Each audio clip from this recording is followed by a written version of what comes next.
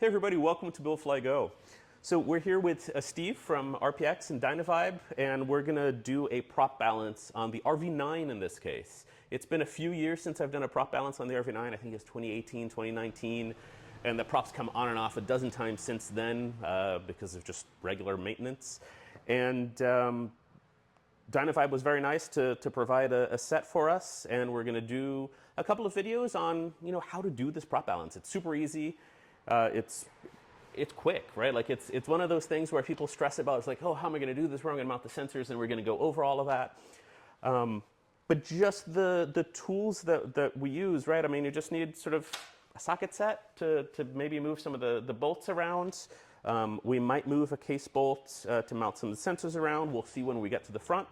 Torque wrench just to torque everything back together. And that's really it. I just have a screwdriver here just because. But you want to tell us what comes in the kit? And yeah, absolutely. First of all, thank you for having me up here today. I appreciate it. Yeah. So you're very correct. It's a very easy process to do. There's nothing complicated about it. As far as what tooling you would need that we don't provide, you're looking at the basic tools. I mean, a couple wrenches, box wrenches, socket wrenches, some screwdrivers. We provide an Allen wrench for our hardware, which covers basically everything. So this is not really a very complicated process at all. So real quickly, I'll just go over what comes with this particular kit, which is our DynaVibe GX3 kit. So we basically have two kits, a DynaVibe Classic and a DynaVibe GX3. Both of them will balance props on any aircraft. You want to make sure that if you're doing certified aircraft, that the meter that we supply, whether it be the Classic or the GX3, is certified. And all that entails is we run it through our Cal lab, and so we verify the accuracy of it. And one thing that you'll get with that, this is very important to have, is you're going to have a calibration certificate, which is required for certified aircraft. We have more flexibility with experimental aircraft, but this ensures that the meter is accurate, and we do this prior to shipping it from the factory. All the GX3s are calibrated. With our Classic unit, you can elect to get it calibrated or not calibrated. So if you're only doing experimentals, you can say, I don't really care about that. Okay. Do you have to recalibrate every year, every 2 or 3 years? So our calibrations are done annually. Okay. And so once you get the calibration, you receive the kit, you got 12 months, and then when it's time for it to be certified again, you would ship it back to our facility in Oklahoma. Okay. Once we get it, we can have it calibrated in a couple days. Nice. And then if you have any wear and tear on any of the components, we can also repair that. Perfect. So real quick, I'll just go over what comes with the kit. Obviously, it comes with the carry case. It actually comes with the GX3 meter itself. This is a 2-channel unit, so it supports 2 vibration sensors if you elected to get 2. So this can also be configured to do helicopters, and on most helicopters you would need 2 accelerometers. Okay. But for prop balancing we only need 1, but we have it set up to where it's expandable to do helicopters. Sure. So it'll support 2 accelerometers, it's got a TAC port, and everything operates off an SD card, which is pretty cool because once you're done with this, particularly balancing a prop, it's going to store all this in memory, and it's going to produce a balance report. And all you have to do is take this out, put it in your computer, and if you don't have an SD card slot in your computer, we come out with a nice little handy SD card to USB converter. Nice. So, and you don't require any proprietary software, which I really like. Just put it in your computer, it's going to recognize it, and you can come out with a real nice PDF for them. Nice. So this is the meter itself, and what we have is, the major components are the meter. We have the accelerometer. The accelerometer is basically going to tell us how severe the vibration is, and it's going to report that severity to us. We're measuring it in velocity, and the engineering unit we use to measure that is called inches per second, or IPS. And that's if you are out watching someone balance a prop or you're balancing a prop, and they say, hey, my prop was 0.5 IPS, they're referring to how bad was the vibration. Okay. So in that regard, the lower the IPS value, the better your prop is. The higher, the worse it is. Where do you sort of want it to land at when you're done with the... Typically, we want it to be at 0.07 IPS or below. Okay. And there's some data out there that's a little bit older that would support 0.2 IPS and below. But we certainly, with a digital piece of equipment, and certainly with this equipment, because it's really accurate, it's really repeatable. Sure. It's generally, unless there's something mechanically wrong with the airplane, or unless the operator is doing something wrong, achieving .07 is pretty easy to do. Okay, awesome. So we have an accelerometer, and this is going to tell us how bad the vibration is, and we'll show you this in a minute. But this is going to mount typically on the case line of the engine, on one of the case bolts, and we've got the mounting hardware that comes with it. And we want to get that as close to the prop as we can get it and have everything safe and tied off so nothing goes flying in the prop. And another very important sensor we have is called a photo tack. And I didn't finish putting the bracket on yet, but we're going to have to put this little mounting bracket on. This is a brand new kit. The photo tack is typically also going to mount on the case line of the engine, but we've got a lot of flexibility with this. Whereas the accelerometer, it's pretty critical where you mount it, not only where you physically mount it, but how you orient it, which way it's pointed. The photo tack, all we really need to do is pick up the prop RPM, and how we facilitate doing that is a piece of reflective tape, and this is a 24-inch strip of reflective tape. All we need is to cut off, I typically cut off about a 1-inch square of this. Sure. It's going to mount on one of the prop blades, or in some cases you can mount it on the spinner backing plate. And what's going to happen is when you crank the engine up and the prop's turning, that reflective tape's going by. The photo tack's going to sense that, and that's going to give us our prop RPM, and it's going to give us a phase reference. So this is going to tell us how bad the vibration is, and the photo tack is going to tell us this is where the prop is out of balance. Got it. And with that in mind, what we're correcting for when we're doing this is what we would call a mass imbalance, where one part of the prop is heavier than the other. So what the DynaVibe is going to tell us is, not only is this how bad it is, this is exactly where the prop is heavy, and because this is a fully automated unit, what's going to do for us is kick us back a solution and go, hey, to correct for this, you need to mount X amount of weight at this location. Nice. And we'll get into how you program the software up to where it knows what type of aircraft you're doing, where you can add weight, how you can add weight, and all that good stuff. Nice. You mentioned also the case bolt adapters, which I thought was pretty cool, right? So when I did this before, it was I had a classic early on that I borrowed from someone, and I just undid one of the case bolts and mounted that together. And I noticed now you guys have these adapters. So instead of undoing one of the case bolts, you thread this onto the end of one of the case screws, exposed thread. Yeah, is that right? And then you just use the thread. So then you don't have to undo one of the case. That's the whole reason why we have it. That's really cool. I really like that. We would prefer not to bust the case on the end. Yeah. So what this will do is essentially, if you have 1 or 2 threads on the case bolt that's sticking on the engine, you can't get this mount on there, okay? It's just too thick, and you can't get the nut to go back on it. If we can get a couple threads turned on this and this torqued down, this will slide right through here. It'll hold the mount, and then we have a nut that should be in that bag that will hold it in place. So these things, if you're going to go out and balance a prop on pistons, worth their weight in gold. Yeah. So this does not come with the kit. It's an additional accessory. And another thing we have, which I don't believe we have with us today, is did you get a weight kit? No, I don't think so. There's a little scale, but there were no weights. It comes with a digital gram scale. We also have a weight kit we put together, which is a variety of AN hardware. It's pre-weighed out. This is particularly beneficial if you have a Classic, where the Classic's a little bit different. It's not quite as automated as this. You may have to calculate how much weight you need yourself. It'll tell you where to add the weight, but you have to calculate how much weight's required. And there's a formula we use. It's pretty easy. I seem to remember this. There was a spreadsheet that I used, and it sort of told me, right, like you grab the numbers off of the screen on the Classic and put it into the spreadsheet, and it sort of told you roughly where to put it and how much weight to put it. There's some spreadsheets out there, but the Classic will tell you where to add the weight, but it won't tell you how much. But there's a formula that's really easy to use. You basically take the engine horsepower of the airplane you're doing, you divide that by 10, and then add 30 to it. Whatever that value is, you multiply that by the IPS, and that would be how much weight you need to add in grams. And I always try to undershoot that a little bit, just because you don't really, every airplane's a little bit different, and you don't know. I'd rather undershoot it than overshoot it. So yeah, that's basically the kit. It comes with a really nice detailed manual. And real quick, because I don't know if we'll get to this today, after we're done balancing a prop, find it in the manual. this is an example of the balance report it will produce. And what's really nice about this is you can put your customer's information in as you're doing this for a service, and it'll show you when you balance the prop where you started at, how bad the vibration was, where you wound up at, how much weight was put on the prop, and then something we talked about before we started recording, it will also do a vibration spectrum analysis.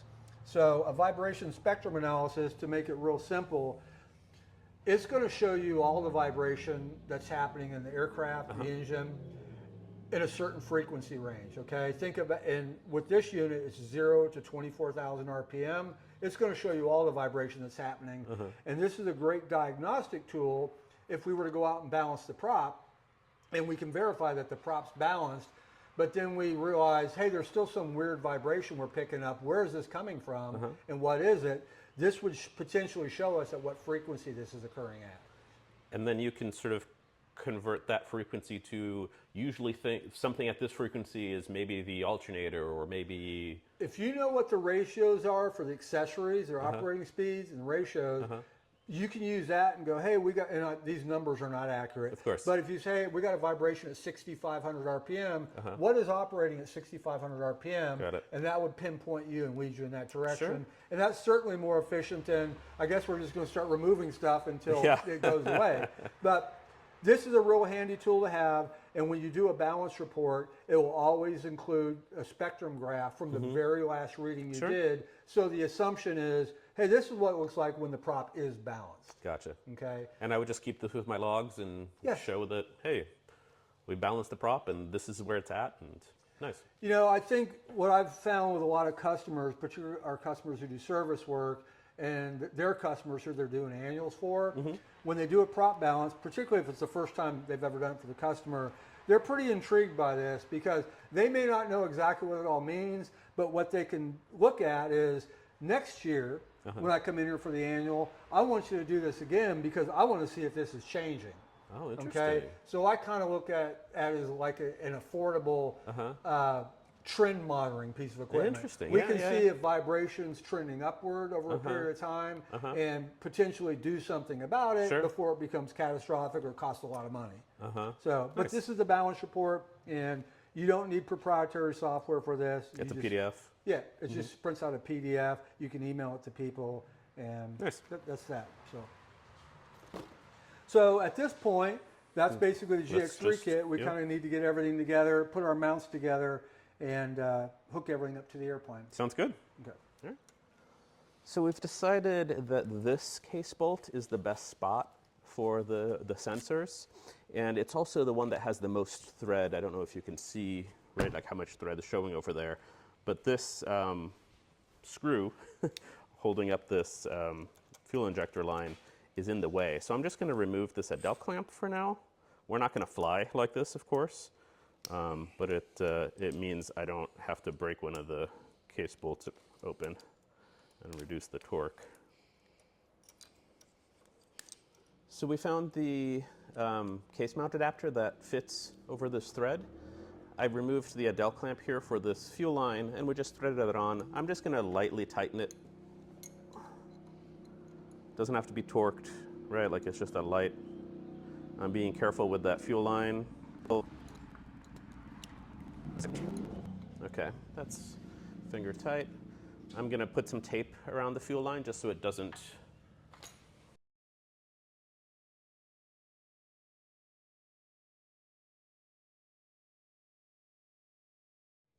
So this is how we're going to configure the sensors for this aircraft. They're co-located together. So we basically have the accelerometer mount holding the phototach mount with the capture screw there. And the one thing that's really important is, and we provide the tooling to do this, this is mine, but you don't want to over torque this. Just make sure it's firm, and that's good enough. And so this should fit together. And this doesn't work for every application, but this should have both of them together. It makes things nice and easy. And of course, you don't have to really interpret anything. The GX will do it for you, but it makes you just, one bolt holds everything. Let's see. And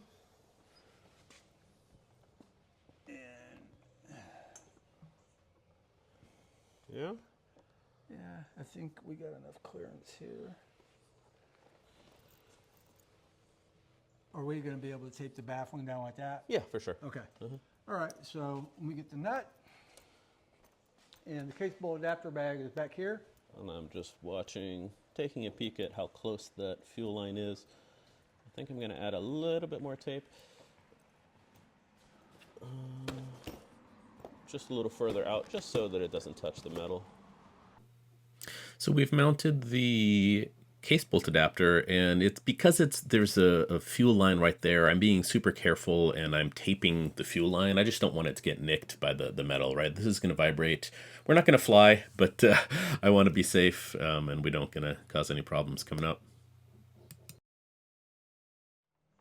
So what I'm doing here, just before we go any further and secure all the cables, I just want to make sure that our photo tack, where it's mounted right now, is going to be aligned with the reflective tape. Sure. So we'll go into this in more detail in a minute, but essentially when you turn the unit on, the photo tack, you can hit the home key, the photo tack comes on. So that photo tack is on now. So when you're mounting the photo tack and the reflective tape, particularly when you're outside, we're in a hangar right now, which makes it a little bit better, but certainly when you're outside, this is an LED light. You're never going to be able to see this physically hitting the tape. So what we did was we've got a little LED light on the back of this that you will see illuminate when it's making contact with the tape. So this is telling us, hey, we got a good signal. The quicker the signal, the quicker it's blinking, the better the signal we have. So you just want to ensure before you place the tape on, there's a real good signal right there, that we are getting a good tack signal. So once we get this all fixed and on here, we will put this down there. If you want to put your finger right by where I have this. Now for me, the most difficult part of this whole process, Peeling the backing peeling off the back tape off. And see how it's blinking really quickly? That's telling us we got a good signal. Make sense? Nice. Yeah. That wasn't too bad. Before we go any further, a couple real quick things that are helpful to know. So, sensor orientation and how far away can everything be from the reflective tape and the sensor from the prop. So, the photo tack, ideally, you don't want it any closer than 6 inches, okay? What will happen is, in some cases, at idle, it'll read the tack fine, but then as the prop RPM increases and you get up to around 2,000, it'll kind of saturate the photo tack and you'll lose the signal, okay? Which is a pain because then you're gonna have to shut the airplane down and reconfigure everything. So we typically want the photo tack to be at least 6 inches away, and for me, I wouldn't put it any more than 18 to 20 inches away from the photo tack, from the reflective tape. Everything we do is from the perspective of standing in front of the airplane, looking back at it, not sitting in the cockpit. So there's one particular menu option where it's going to ask you, for example, and people get this confused a lot, which way is the prop rotating?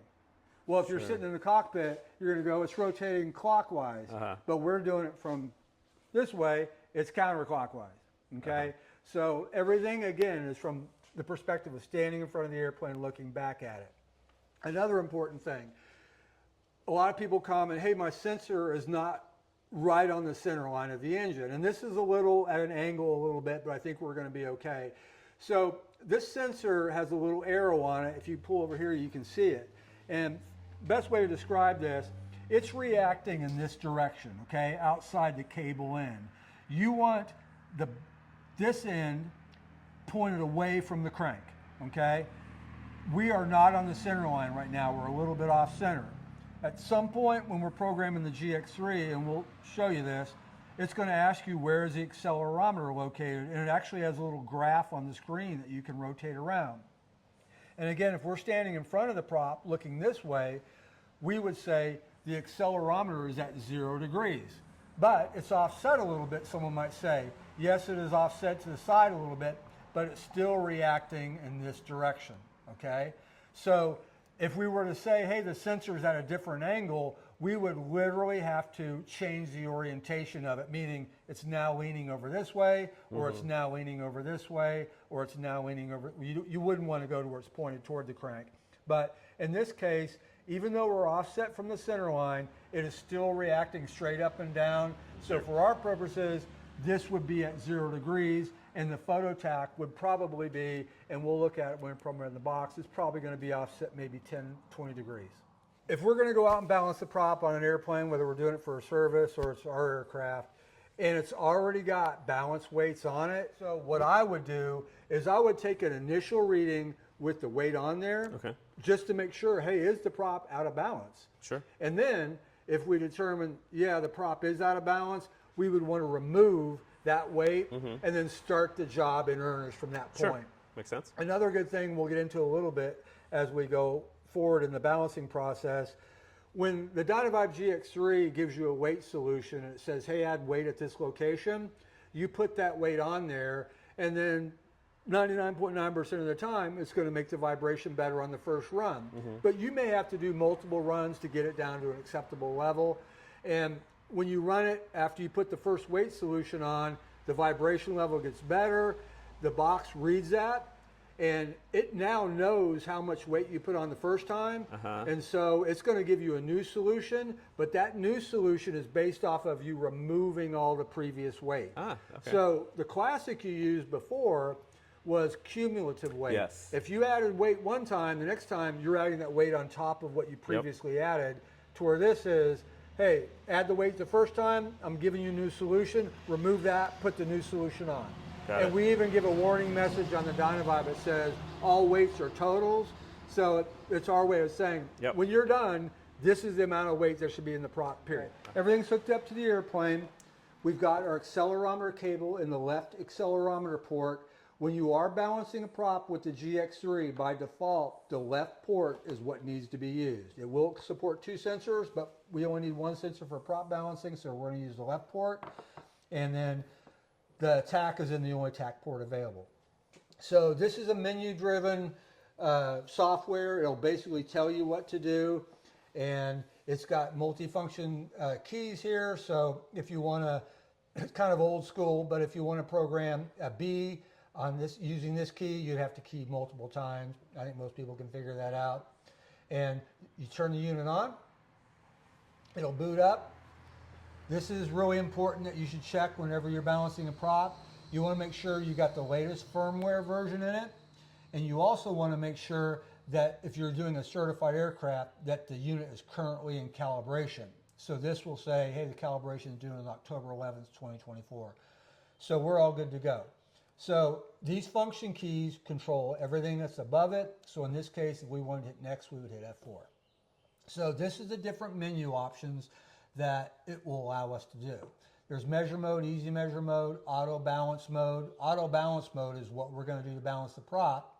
But if you use the arrow key, it'll let you show spectrum mode, total vibe mode, vibe survey, Williams, and this is a specific, this requires a specific sensor to use for it. That's doing the Williams International Engine that's like on the Cirrus Vision Jet, the vibe survey. Rotorcraft mode, Dynastrobe is for using a strobe gun if you want to track the blades on a helicopter, and then review information. So a lot of people don't know this. What would you use the review for? At any time, on any screen you're at on the DynaVibe GX3, if you hit this camera key, it's going to do a screen capture. Okay? Then if you hit review, it's going to show you, hey, that's the screen capture you had. There's only one in here, so you could do that multiple times. Make sense? Does that get saved to the SD card as well? Yes. Nice. So what we want to do is, and we'll go into these other modes here in a second, we want to go into auto balance mode, which is the mode we're going to use to balance the prop. So first thing we're going to have to do is put the setup information for this airplane. It's going to give you a warning message that says remove all trim weights, do not remove static weights, align reflected tape with the tack. We have align reflected tape with a tack. Do not remove static weights. Static weights is a prop shop deal, and they're the ones that are going to deal with that, okay? So we don't want to touch static weights. but this is going to contradict what I said just a minute ago. We want to remove the trim weights. That's true, but we want to make sure first, does the prop even need to be balanced before we do that? Unless you're trying to create work for yourself, I would say check it first. So these are just a little warning messages. Hit next, and this information you can put in here whether you want to or not. It's the owner information, aircraft, engine, horsepower, propeller, type of propeller, the position of the propeller, if you were doing a multi-engine airplane or if you were doing an airplane that was a pusher prop, and the spinner diameter. Do these items influence the calculations at all, or are these just for the document? The only thing you need to have in here for sure that is accurate is the engine horsepower. Okay, that's 180 for this one. So, yep.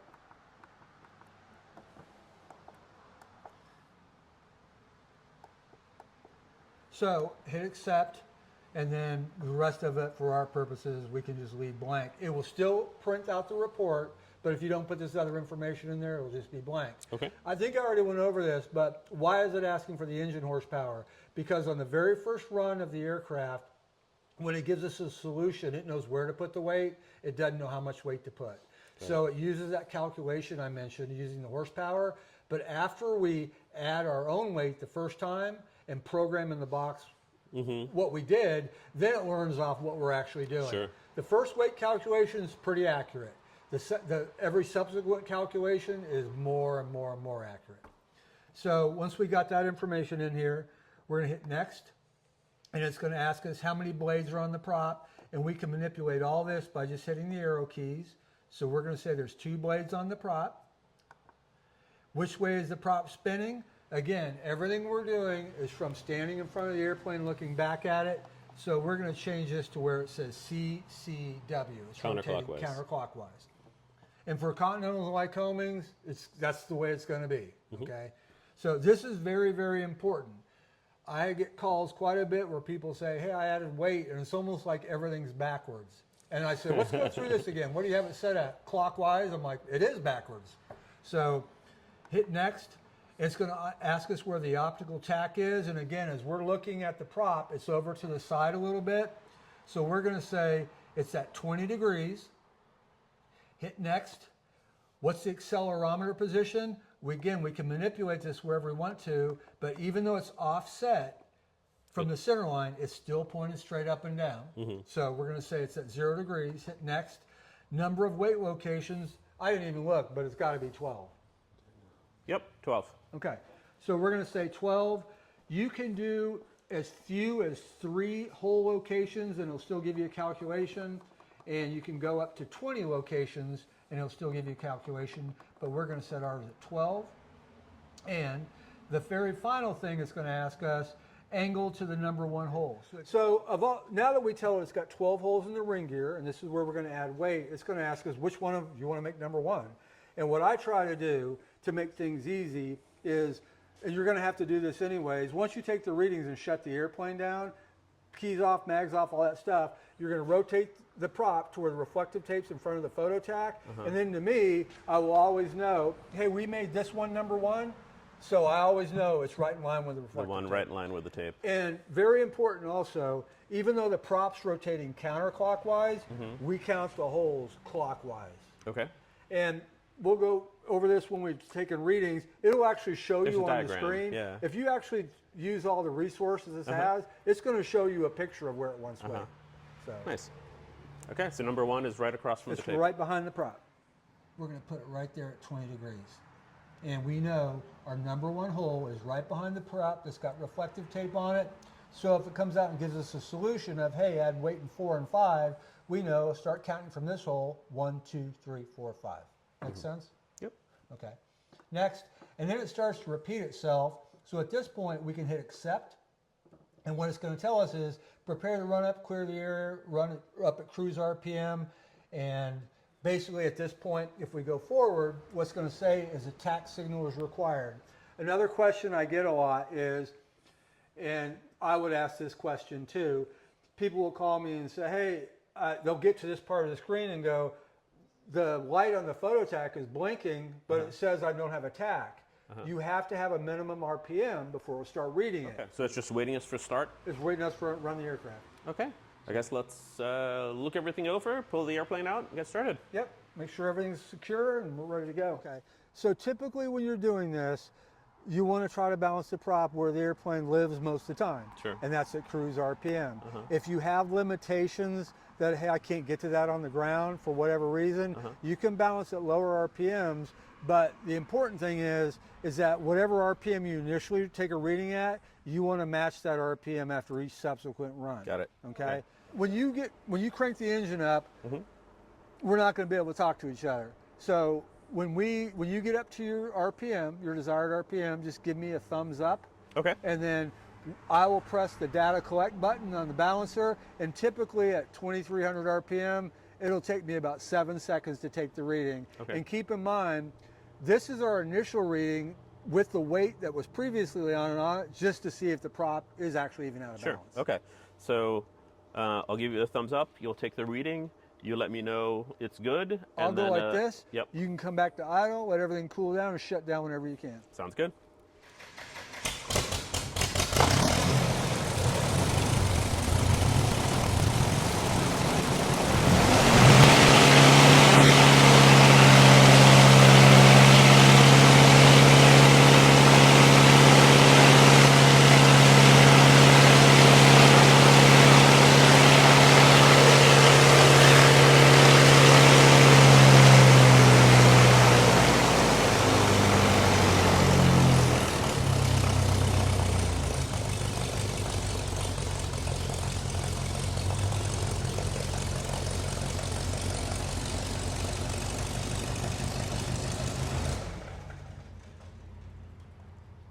Okay, so this is with the previous trim weight on the airplane. We have a reading of 0.43 IPS, and again, what we're trying to get down to is that number to be as low as we can, typically 0.07 or lower. The RPM was 2,078, and so that's going to be our target RPM for our next run. But what we need to do now, because we're at 0.4, which it is out of balance, we want to go ahead and try to balance this. So we would have to remove that weight, because we don't want to just keep stacking weight on top of what's already on there. But this is very important. Even though this is fully automated and it'll tell you everything to do, you have to input what weight you added. There is no way for us at this point to tell it, hey, we're removing weight. So essentially what we have to do is say, hey, we're going to finish this job. And it's going to say, do you want to print a report? We do. And that all information will be stored to the SD card. And now what we're going to have to do, and this may seem a little time consuming, this is the right way to do this, remove that weight. We want to document how much weight we removed, where that weight was at, just in case we drop this thing and we can't balance anymore. And so that's what we want to do next, and then go do one more initial run. And at that point, after that run, we will get a solution that we can implement to the prop. All right, so I'm just going We want to remember, this is where we had the weight. Which was number 12, right? It was number 12. Right. And we can kind of see where it's been indexed there. Yep. And just set that aside just in case we need to use it again. Yep. Okay, so we already determined from our first run with the previous weight on there, the prop needs to be balanced. So we remove the weight, and now we got to start in earnest. It's going to go through the whole boot up process. We're going to go right back to auto balance mode. And it's going to say, do you want to start a new job? We're going to say, we do want to start a new job. It's going to give us the same warning message, remove all trim weights, do not remove static weights. It's going to ask us all the setup information. So all the setup information that we previously put in here is still in here, but we're just going to go ahead and double check. And it looks like everything was good. And so now we're just going to take our first run, and after this run, we will get a weight solution that we can actually put on the airplane. So when you're ready, go ahead. All right, clear prop. Hot start.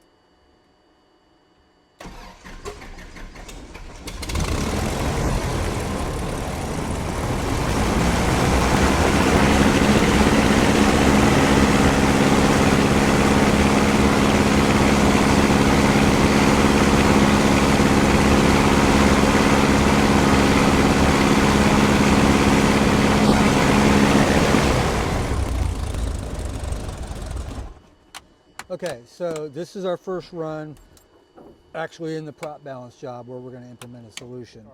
We want to make an adjustment. So we hit adjust, and it's going to remind us, remove all trim weights before making adjustments. The following weights are totals. So when we're ready to run the airplane again, the weight it's suggesting is the total amount the weight needs to be on there. So on this screen, it's going to give us a whole bunch of information, but it's going to tell us, repeating what it just told us, our vibration was 0.37 IPS at 74. The solution would be to add 17.9 grams to 254 degrees, but because it can do the math for us, because we told it had holes, it's going to split the weight. It doesn't always split the weight. It's kind of hard to tell when it is going to do it, but it could give us weight for 2 different locations, or it could just say we need weight in 1 different location. In this case, it said for 2, and it'll say at hole number 9, it wants 14.5 grams, and at hole number 8, it wants to 3.7 grams. One thing that can be challenging when you're using the ring gear is this is a digital piece of equipment. It'll balance down to 0.00, and it could literally come back and tell you, I want you to add 0.25 grams of weight.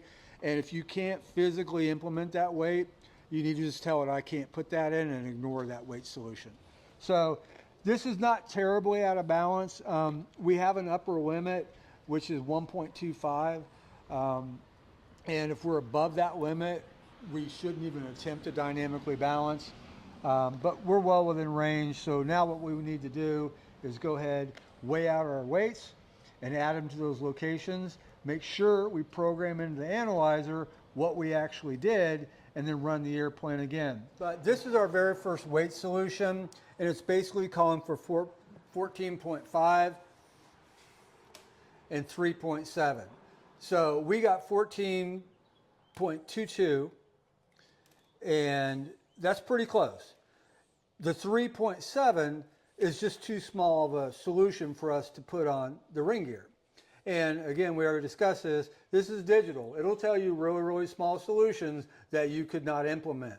So in this case, we're going to completely ignore the 3.7 grams. And if you ever are going to deviate from what this is asking you to do, the time to do it is on the very, very first run, when it's still trying to figure out, hey, is this exactly the right numbering? And like I said, the internal calculation it uses for the solution is pretty accurate. Sure. But once we tell it what we did and run it, then it gets really accurate. Yeah. The important thing to impart is, whatever you do, you got to tell the box. Never lie to the box. Never lie to the box. Got it. All right, let's go put these weights on. So this goes on number 9. 1, 2, 3, 4, 5, 6, 7, 8, and here is 9. I'm just going to move the prop so that I can get to it a little easier. Yep. Okay. Does it matter where the weight goes? Right, like I guess I can split it. I'd put it on the back side, the bulk of the weight. The back? Yeah. All right. Yeah, I can do it. And when you do this, before we do that, we want to make sure we have clearance. Yeah. I lost track. This one, right? Yeah. Are you sure? That's 1, 12, 11, 10, 9. No. Yep. So you counted Yeah, backwards. that was 12, 11, 10, 9. And this looks well clear of the belt. I'm guessing is the main thing there.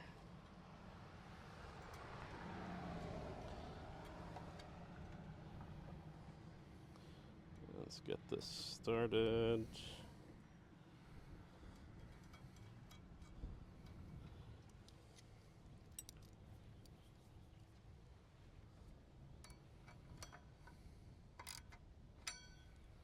And I'm not showing any threads through here, so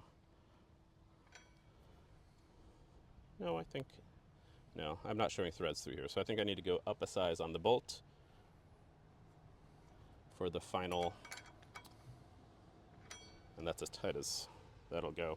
So we need to change the bolt, but I'm curious to see what this balance does. I would wait and see what it does first, because there is a chance if this brings it right in, that's sweet. If it asks us to add another solution, that's going to have to come off anyways. Sure. Okay. So one thing I want to show you guys real quick, because I already did it, is when we're on this screen where it's telling us what to do, how do you get to the screen where it's telling you how much weight you actually added? And this is in the manual, but it's easy to miss. If you hit the 5 key, it's going to come back and ask you, tell us what your first weight addition was. Well, it was hole number 9, so we're going to say it was hole number 9, accept, and it was 14.22. Yeah, 14 point something. Yep. Accept, and then it's going to ask us what was our second hole, which was hole number 8, and we put 0 up.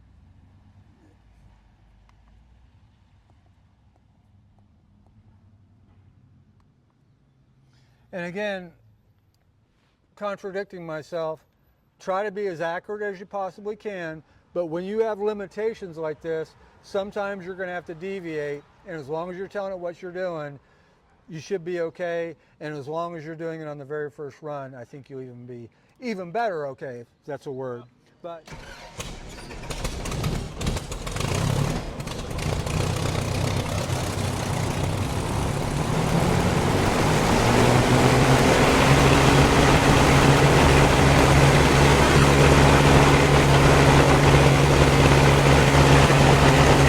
at this point, we're looking at our new solution. We did make an improvement, but that was our first run. So now the solution is based off what we previously did, the results we got. So the new solution is, it still wants weight at hole number 9, but it wants quite a bit more weight, 27.8.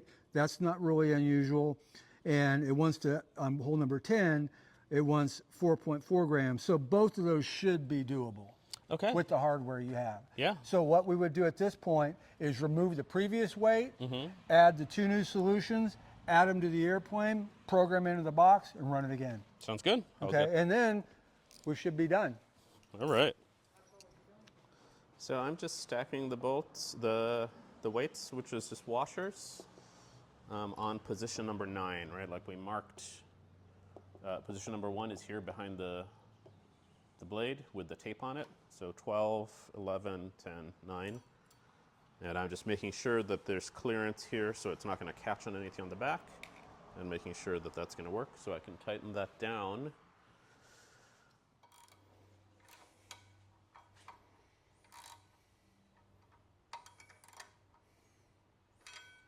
All right, and I will probably torque those once we have them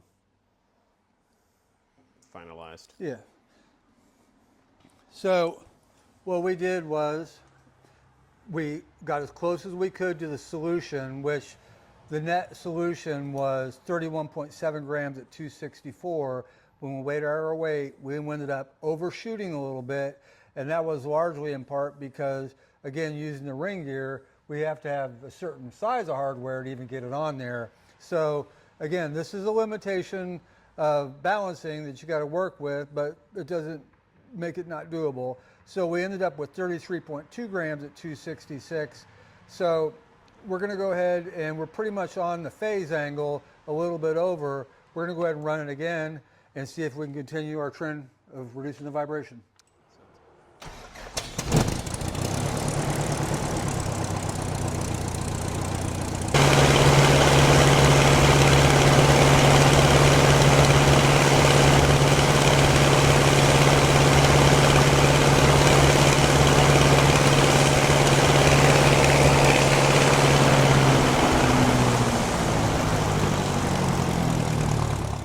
So we just did our second weight placement on the aircraft, and we got the vibration down to 0.03 at 244.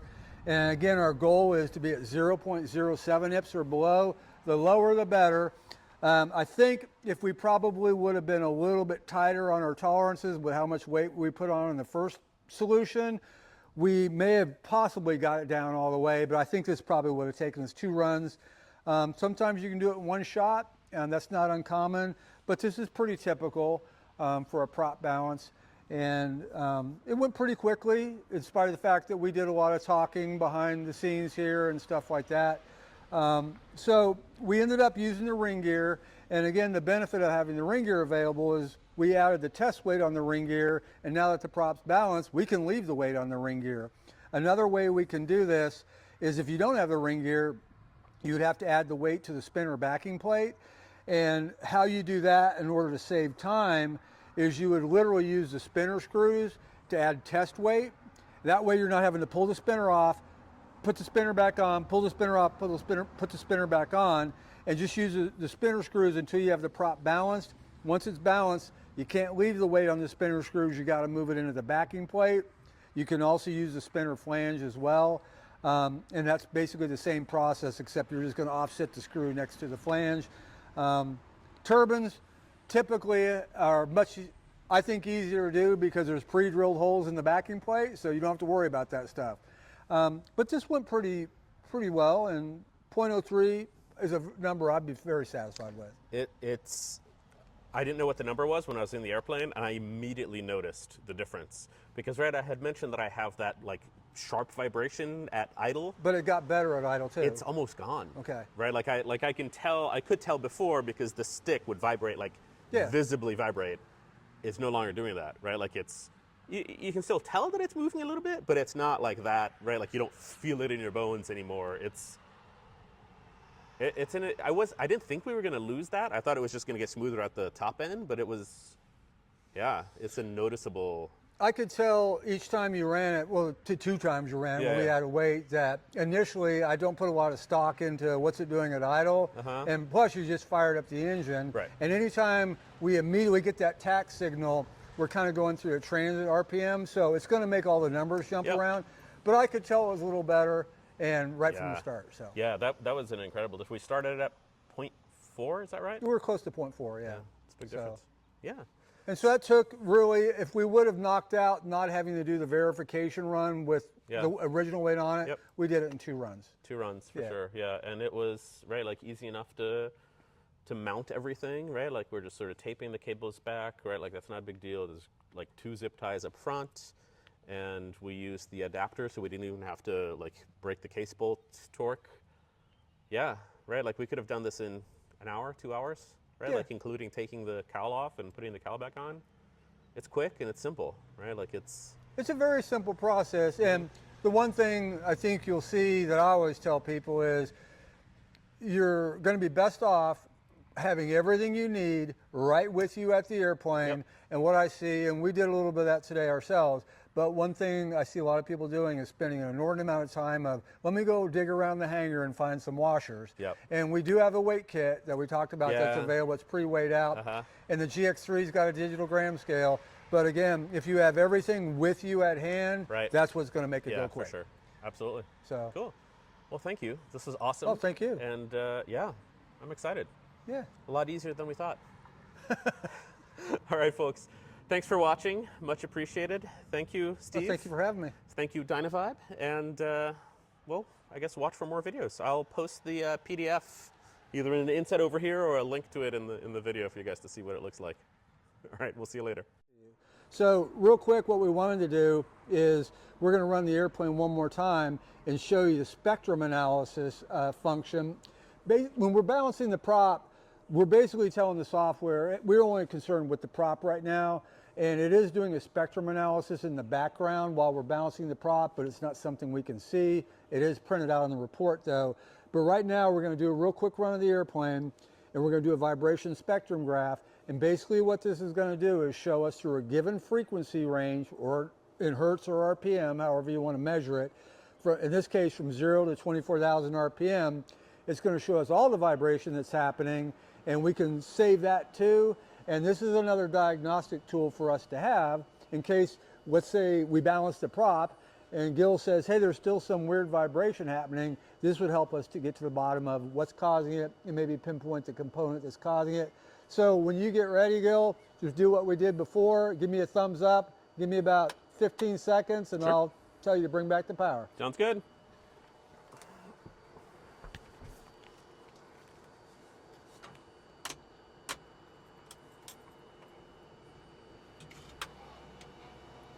So if you look at this, this shows on the left column are 0 to 2 IPS.